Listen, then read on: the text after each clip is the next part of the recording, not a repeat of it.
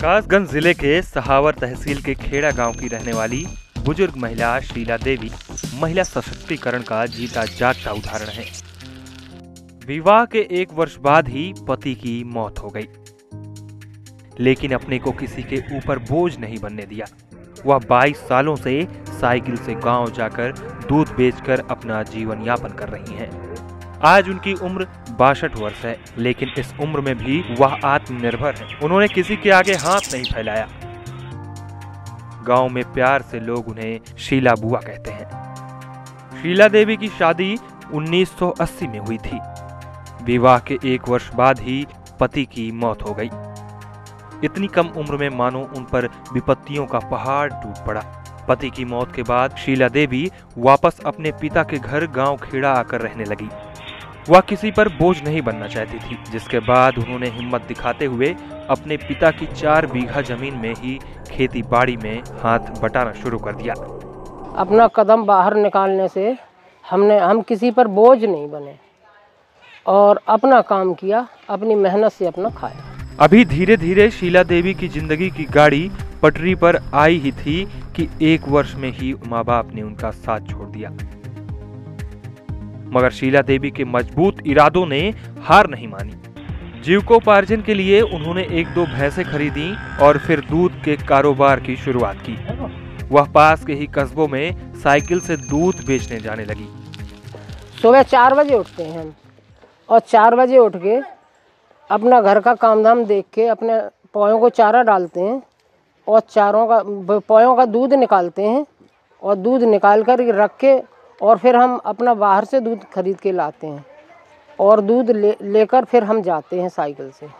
लगभग कम से कम 50-60 ग्राहक होंगे हमारे, और बचता है वो डेयरी पे दे देते हैं। 4 बजे से उठकर और 1 बज जाता है हमारे लिए।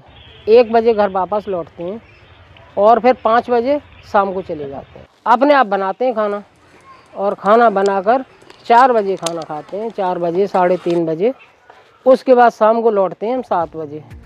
यह काम करते हुए उन्हें आज 22 वर्ष हो गए हैं। आज शीला बुआ 62 वर्ष की हैं, लेकिन दिनचर्या और जज्बा वैसा ही है। वह साइकिल से घर घर ही नहीं, बाजार के दुकानों में जाकर दूध बेचती हैं। कुछ दूध उनकी भैंसों से मिलता है तो कुछ दूध वह गांव में पशुपालकों से खरीद लेती हैं। कुछ तो नकद देते हैं और कुछ महीने पे देते हैं। महीने पे देते हैं। हाँ, और भैंसों वालों को तो हम पहले से एडवांस देते हैं। उनकी दिनचर्या की बात करें तो सर्दी हो या गर्मी, सुबह 4 बजे उठ जाती हैं। दूध के बड़े कैनों को साइकिल पर लादकर 5 किलोमीटर दूर अम्मापुर कस्बे में जाकर ग्राहक को दूध बेचती हैं।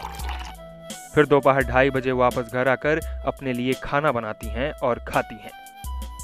उसके बाद शाम 4 बजे फिर साइकिल से गाँव में जाकर दूध खरीदना और दूध खरीदकर शाम 7 बजे तक वापस घर आती हैं। फिर भैंसों के चारे दाने से लेकर दूध निकालने तक के सारे काम शीला देवी खुद ही करती हैं। हमारी पेंशन भी कट गई है और जो 5 लाख का कार्ड बनता है वो भी हमारा नहीं बना है स्वास्थ्य विभाग का, और 2000 रुपये जो आ रहे थे खेती किसानी के वो भी नहीं आ रहे हैं। हमारा कोई है नहीं, हम जाके साइकिल से दूध बांटते हैं। योगी सरकार से हमारा निवेदन है कि हमारा सहयोग करें। पति और माँ बाप की मौत के बाद शीला बुआ ने किसी के आगे हाथ नहीं फैलाया। कड़ी मेहनत कर वह आत्मनिर्भर बनी और अपने मजबूत इरादों से वो कर दिखाया जिसको देख लोग दांतों तले अंगुलियां दबा लेते हैं। वह अपने काम में गौरव महसूस करती हैं। जमाना आज शीला बुआ की मिसाल देता है। यही वजह है कि वह महिलाएं ही नहीं, समाज के लिए भी एक प्रेरणा बन रही हैं। शीला बुआ ने मुख्यमंत्री योगी आदित्यनाथ और जिलाधिकारी से सरकारी योजनाओं का लाभ दिए जाने की मांग की है। Bureau report, ETV Bharat. 2400 घंटे लगातार खबरें देखने के लिए डाउनलोड करें ईटीवी भारत ऐप।